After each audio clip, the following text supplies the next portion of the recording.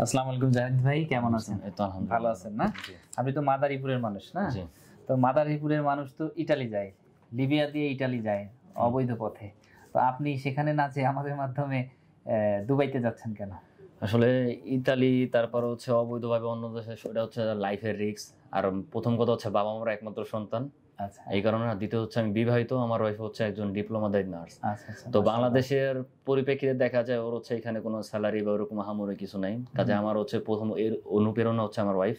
ওর কারণে হচ্ছে মূলত যাওয়া। তো চিন্তা করছি যে ভালো একটা কোন একটা জবের মাধ্যমে যাই।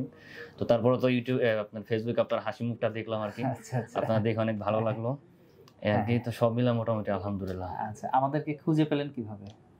আপনাদের খুঁজে পেলাম কিভাবে? প্রথম হচ্ছে ভিডিও দেখলাম, তারপর হচ্ছে আমার বাসা হচ্ছে রাস্তার অপোজিট সাইডে, আমি আগারগাঁ ছেলে, লোকাল ছেলে। হ্যাঁ, তো এই কারণে তো দেখলাম হচ্ছে, তারপর অনেক কমেন্ট দেখলাম, তারপরে অনেকের সাথে যোগাযোগ করলাম, অনেকে কাগজপত্র দিল, অনেকে ভালো বলছে, অনেকে খারাপ বলছে।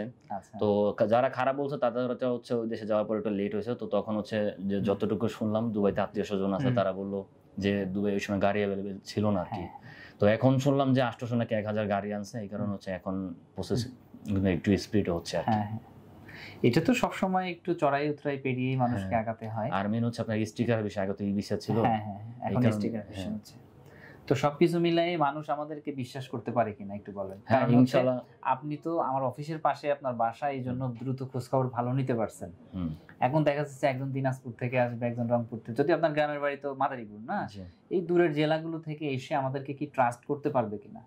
হ্যাঁ, এখানে হচ্ছে এসে সবাই ট্রাস্ট করতে পারবে। আর সবাইকে বলে রাখি যে মেন হচ্ছে আপনার বিশ্বাস জিনিসটা হচ্ছে মেন। আপনারা যদি বিশ্বাস রাখতে পারেন তাহলে দিতে পারেন।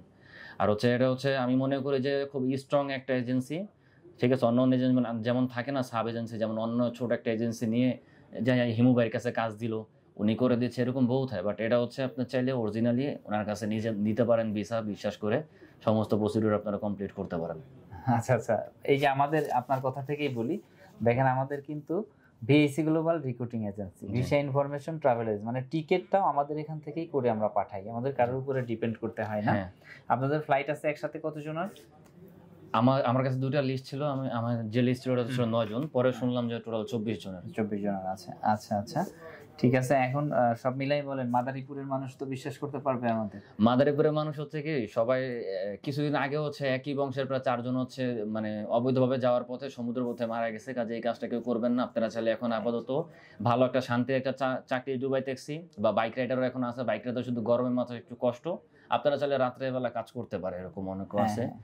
আর হচ্ছে আপনি দুবাই থেকে আপনি কম টাকার মধ্যে ইউরোপে যেতে পারবেন। আচ্ছা, ইউরোপে যে কত টাকা ইনকাম করে মাদারীপুরের মানুষ? ইউরোপে গিয়ে প্রথম অবস্থায় গেলে 1,20,000 40,000 এরকম। আচ্ছা, 1,20,000 40,000 কি দুবাই ট্যাক্সিতে ইনকাম হয় না? আপনি বলেন তো, অনেকে তো আছে আপনি জানেন।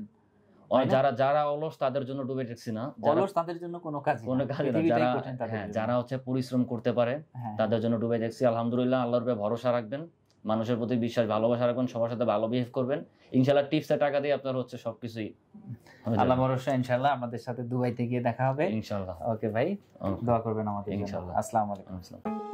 বেকার মুক্ত ও সমৃদ্ধ বাংলাদেশ গড়ার স্বপ্নযাত্রায় visa information, your trusted visa partner.